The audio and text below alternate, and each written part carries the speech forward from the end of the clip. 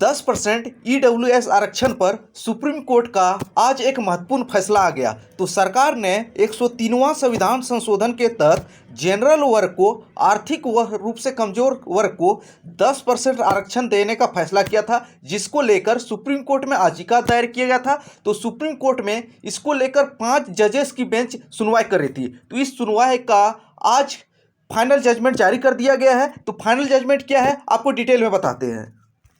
याचिकाकर्ता जो थे उनका कहना था यह 10% जो आर्थिक रूप से कमजोर सामान्य वर्ग को दिया गया है आरक्षण, यह सारा संविधान की मूल ढांचा का उल्लंघन है, आर्टिकल 15 और 16 का उल्लंघन है। तो इसको लेकर सुप्रीम कोर्ट में 5 जजेस की बेंच में सुनवाई चल रही थी। तो 5 जजेस की बेंच में 4 जजेस ने इस संविधान संशोधन को सही माना है। तो किसने क्या कहा है उसके बारे में देख लीजिए। तो चीफ जस्टिस और जस्टिस महेश्वरी ने आरक्षण को सही बताया।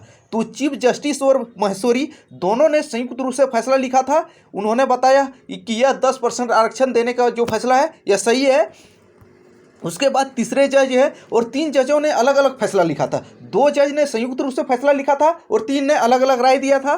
तो तीसरे जज ने सीजीआई जस्टिस महेश्वरी ने ईडब्ल्यूएस को सही बताया और चीफ जस्टिस यूयू ललित दोनों ने सही बताया था। इसके बाद तीसरा जज कौन है? बेला त्रिवेदी, उन्होंने भी ईडब्ल्यूएस आरक्षण को सही बताया।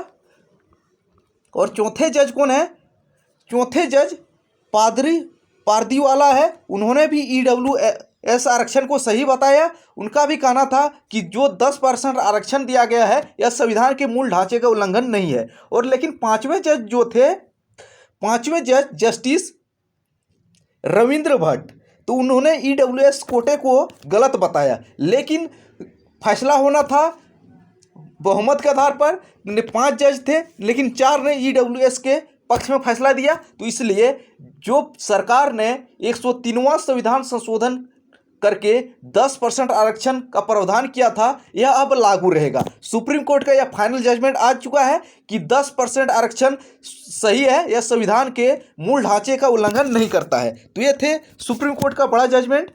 इसको लेकर काफ़ी दिनों से हाय तौबा मचा हुआ था, लेकिन सुप्रीम कोर्ट ने अब सबकी बोलती बंद कर दी है और यह फैसला 4-1 के बहुमत से आया है। यानी कि 5 जज थे, उन्होंने 4 जजों ने अपने ईडब्ल्यूएस आरक्षण के पक्ष में फैसला दिया है। एक जज हैं रविंद्र भट्ट जिन्होंने इसका विरोध किया है। लेकिन फैसला बहुमत के आधार पर होना था, इसलिए फैसला यह हुआ कि 10% आरक्षण यह आगे भी जारी रहेगा, यह संविधान के मूल ढांचे का उल्लंघन नहीं करता है और भविष्य में अब इस पर कोई भी मामला दर्ज नहीं होगा।